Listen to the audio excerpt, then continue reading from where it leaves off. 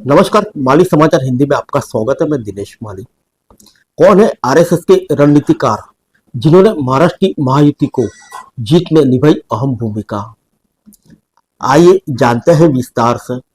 महाराष्ट्र विधानसभा चुनाव में महायुति गठबंधन दलों के प्रदर्शन से विपक्षी महाविकास आघाड़ी के घटक दलों के हौसले पस्त है। एक तरफ जहां महायुति के शीर्ष नेताओं ने राज्य के विधानसभा चुनाव में जमकर पसीना बहाया है, तो वहीं आरएसएस ने भी इस दौरान महायुति के नेताओं के लिए सामाजिक समूह से संपर्क साधने में अहम भूमिका निभाई। आरएसएस के 54 वर्षीय अतुल लिम्ये, जो संघ के संयुक्त महासचिव भी है, महायुति यानी बीजेपी और सहयोगी दलों का गठबंधन की ऐतिहासिक जीत में अतुल लिम्ये की रणनीति और सामाजिक संतुलन स्थापित करने की बड़ी भूमिका रही है। राज्य में महायुति की भारी जीत के साथ ही अतुल लिम्ये चर्चा का विषय बन गए हैं। अतुल लिम्ये की रणनीति और असंतुष्ट सामाजिक समूहों के नेताओं से संपर्क साधने समेत सुनियोजित सामाजिक इंजीनियरिंग ने कथित तौर पर एनडीए को सत्ता विरोधी लहर से निपटने में अहम भूमिका निभाई। आइए जानते हैं कौन है अतुल लिम्ये।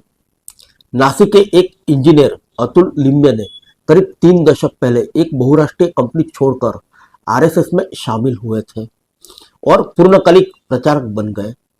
संघ के नए रणनीतिकार ने शुरुआत में रायगढ़ और कोकण जैसे पश्चिमी महाराष्ट्र क्षेत्रों में काम किया और बाद में मराठवाड़ा और उत्तरी महाराष्ट्र क्षेत्रों को शामिल करते हुए देवगिरी प्रांत के सह प्रांत प्रचारक बन गए। अतुल लिम्ये महाराष्ट्र, गुजरात और गोवा समेत पश्चिमी महाराष्ट्र क्षेत्र के प्रभारी थे जब 2014 में भाजपा ने राज्य में सत्ता हासिल की थी। आइए जानते हैं अतुल लिम्ये ने महायुति को कैसे की मदद।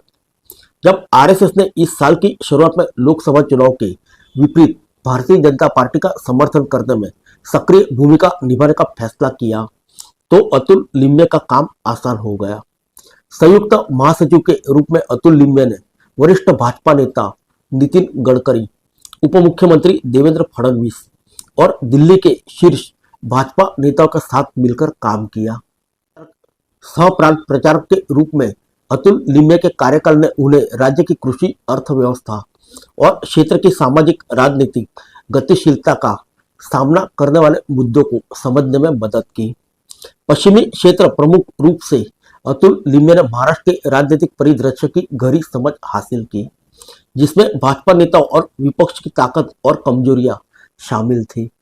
इन भूमिकाओं के बाद अतुल लिम्ये ने कई शोध दल, अध्ययन समूह और थिंक टैंक बनाए, जिन्होंने धार्मिक अल्पसंख्यक की जनसांख्यिकी से लेकर सरकारी ढांचे के भीतर नीति निर्माण तक कई मुद्दों पर विचार विमर्श किया। फिर मिलेंगे अगले बुलेटिन में अन्य किसी खबर के साथ। तब तक के लिए इजाजत दीजिए। नमस्कार।